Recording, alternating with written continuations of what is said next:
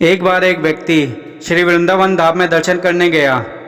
दर्शन करके लौट रहा था, तभी एक संत अपनी कुटिया के बाहर बैठे बड़ा अच्छा पद गा रहे थे कि हो नयन हमारे अटके श्री बिहारी जी के चरण कमल में। बार बार वह संत यही गाए जा रहे थे उस संत के मुख से। तभी उस व्यक्ति ने जब इतना मीठा पद सुना तो वह आगे न बढ़ सका और संत के पास बैठकर ही पद सुनने लगा और संत के साथ साथ गाने लगा।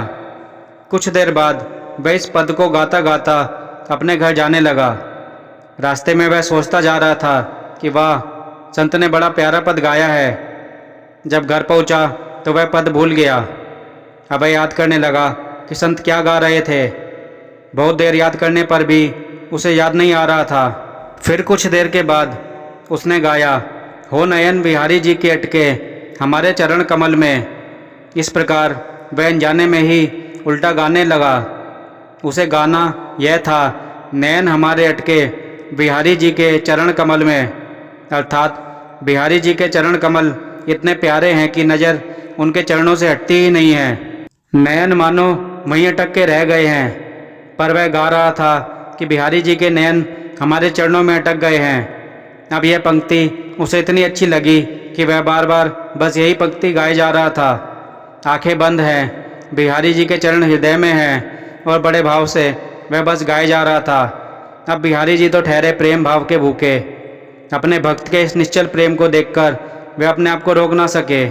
बहुत समय तक जब वह गाता रहा तो अचानक क्या देखता है, सामने साक्षात बिहारी जी खड़े हैं और उसे प्रेम से निहार रहे हैं। उसे अपने नेत्रों पर विश्वास न हुआ। वह झट उनके चरणों में गिर पड़ा और इस प्रकार प्रेम की एक पंक्ति ने भगवान और भक्त दोनों को मिला दिया।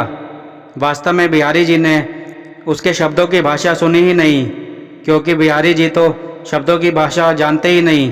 वो तो बस एक ही भाषा जानते हैं और वह है भाव की भाषा, प्रेम की भाषा।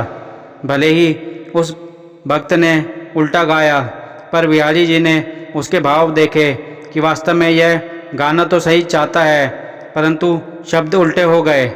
शब्द उल्टे हुए तो क्या हुआ, उसके भाव तो कितने निर्मल हैं और यही निर्मल भाव बिहारी जी को वहाँ तक खींच कर ले गए।